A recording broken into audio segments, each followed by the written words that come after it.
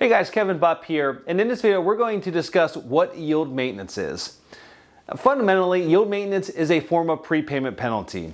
It's a mathematical calculation or equation which tells the lender at the time you want to prepay your loan what the loss will be by allowing you to prepay early. In essence, yield maintenance guarantees that if the borrower prepays the loan early, the lender will make the same yield, the amount of interest earned, as though the borrower made all the payments due to the lender during the term of the loan.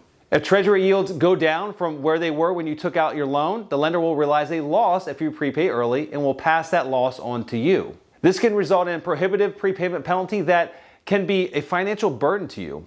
Now, if treasury rates go up from where they were when you took out the loan, the lender can actually make a profit by investing the money in higher paying treasury bonds. In this case, there is no yield loss to the lender, but they will still charge you a prepayment penalty of typically 1% of the principal balance.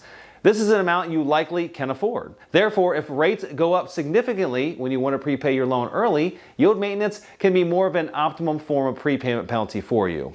And so with that, guys, if you're shopping for a loan for your commercial property, it's important that you understand all the options that are available to you.